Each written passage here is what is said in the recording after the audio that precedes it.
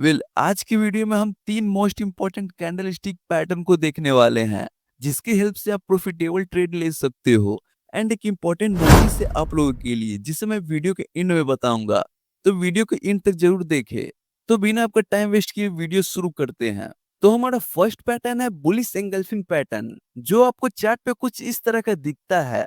ये दो तरह के होते हैं, bullish engulfing pattern and bearish engulfing pattern. तो पहले हम बुलिश एंगल्फिंग को समझते हैं।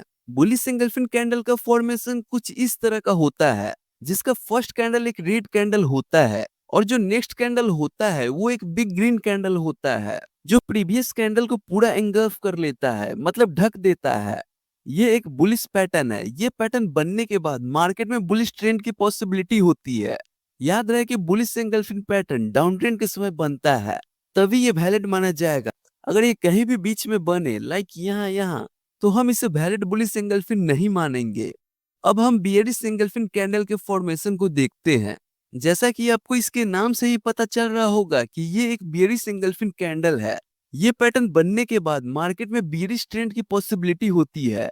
इसमें जो फर्स्ट कैंडल बनता है वो एक ग्रीन कैंडल बनता है और सेकेंड कैंडल एक बिग रेड कैंडल बनता है, जो इस ग्रीन कैंडल को पूरा एंगल्फ कर लेता है, मतलब ढक देता है।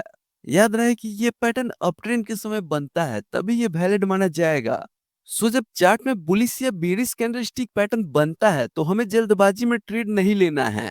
हमें इसके साथ अदर प्राइस एक्शन मेथड को अप्लाई करना है, just like support and resistance, जो हमारे लिए सेकेंड कंफर्मेशन की तरह काम करेगा। चलो इसे एक एग्जांपल के थ्रू समझते हैं।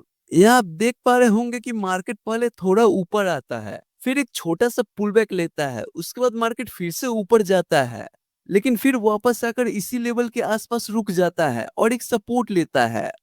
इसका मतलब ये लेवल बायर्स के लिए इंपॉर्टेंट है और इसी वजह से यहाँ एक सपोर्ट लेवल क्रिएट हो जाता है।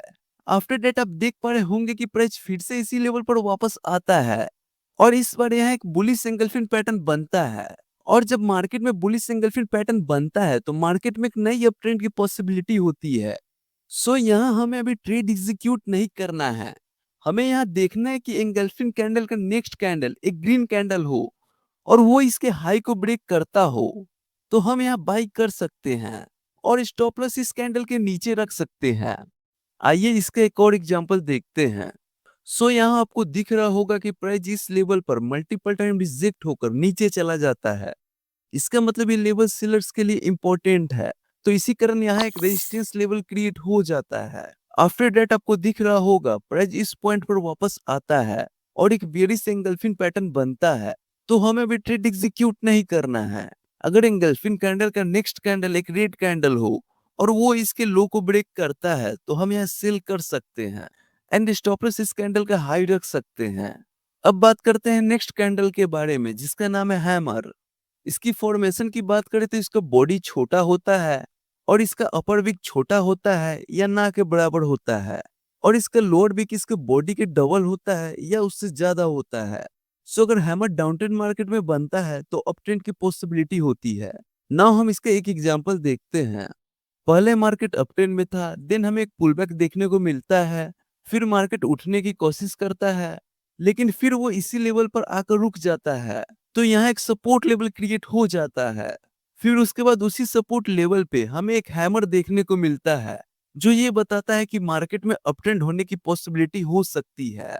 लेकिन इसमें ट्रेड कैसे लेना है वो समझते हैं।